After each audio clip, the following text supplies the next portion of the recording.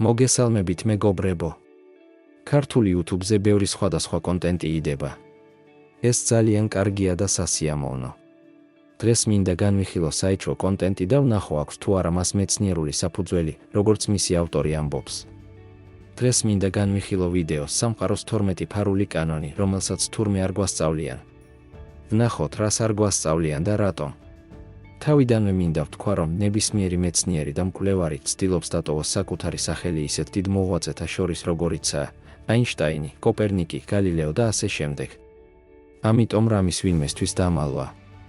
მათ და საერთოდ საღაზრს ეწინააღმდეგება. ასევე არსებობს ერთმანეთის გამომრიცხავი შედეგები, როდესაც ორი ან მეტი სერიოზული მეცნიერი იღებს ერთმანეთის გამომრიცხავ შედეგებს და ისინი მიუთითებენ ამ ფაქტს გამოცემულ სტატიებში. ავტორმა გამოიყენა აინშტაინის ფრაზა „ღმერთი კამათელს არ თამაშობს“. აინშტაინს აშკარად მოსწონდა ეს მეტაფორა და ის სხვადასხვა შემთხვევაში არაერთხელ გამოიყენა. ზოგადად, ლამაზ ფრაზებზე პასუხის გაცემა რთულია. საკითხის არსის გასაგებად ჯერ უნდა შევთანხმდეთ ტერმინების მნიშვნელობაზე, რა არის ღმერთი, რა არის კამათლის თამაში და ასე შემდეგ. ეს მოსაწყენია და არავინ დააფასებს ან დაიმახსოვრებს მას. ყველა მხოლოდ მაღალფარდოვან ფრაზას დაიმახსოვრებს. მაშინაც კი, თუ მას მკაფიო მნიშვნელობა არ აქვს. ესეთ ფრაზებს ესეთივე ფრაზებით უნდა უპასუხო. ეს პასუხი აინშტაინს გასცა ნილ ბორმა. აინშტაინ, ნუ კარნახობ ღმერთს რა აკეთოს. ერთი შეხედვით, ღმერთი კამათელს არ თამაშობს.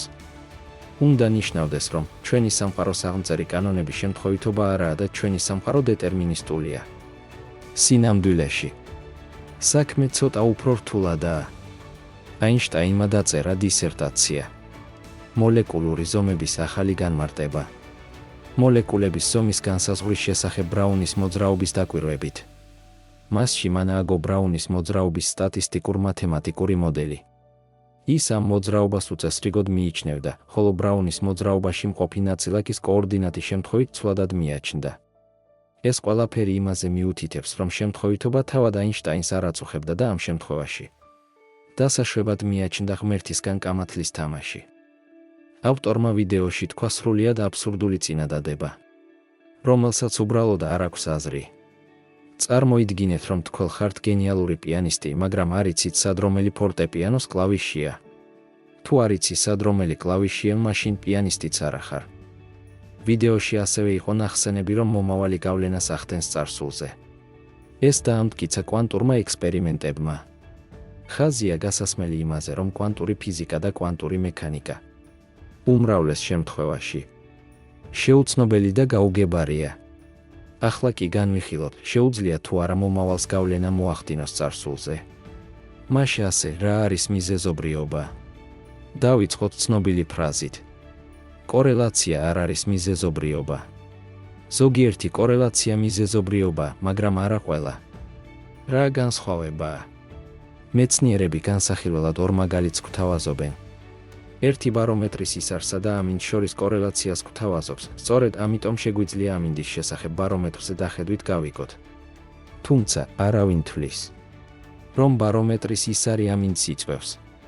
მეორე მაგალითი იმაზე მიუთითებს, რომ ყავის დალევა გულისცემის მატებასთან ასოცირდება. აქ უფრო ზუსტი იქნება თუ ვიტყვით, რომ პირველი იწვევს მეორეს. განსხვავება ისაა, რომ თუ ბარომეტრის ისარს გავამოძრავებთ, ამინდი არ შეიცვლება. ბარომეტრის ისარს და ამინდის მესამე ფაქტორი, ატმოსფერული წნევა, აკონტროლებს და ამიტომ ისინი ერთმანეთთან დაკავშირებულია. თუ ისარზე ჩვენ მოვახდენთ მანიპულირებას, ატმოსფერულ წნევასთან კავშირს დავარღვევთ და კორელაცია ქრება. მაგრამ თუ ყავის მოხმარების რაოდენობას შევცვლით, როგორც წესი, გულისცემასაც შევცვლით. მიზეზობრივი კორელაციები ისეთია, რომლებიც ერთი ცვლადის შეცვლისას ნარჩუნდება. კიდევ შეიძლება ბევრი ფსევდომეცნიერული აზრების გაკრიტიკება ზემოთ აღნიშნულ ვიდეოდან. მაგრამ საჭიროდ არ ვთვლი, რადგან დიდი დრო დამჭირდება. ჯერ ინფორმაციის მოპოვებისთვის, შემდეგ გახმოვანებისთვის. ვცდილობ ვიდეოები უფრო ხშირად დავდო. ნუ დაუჯერებთ ინფორმაციას გადამოწმების გარეშე.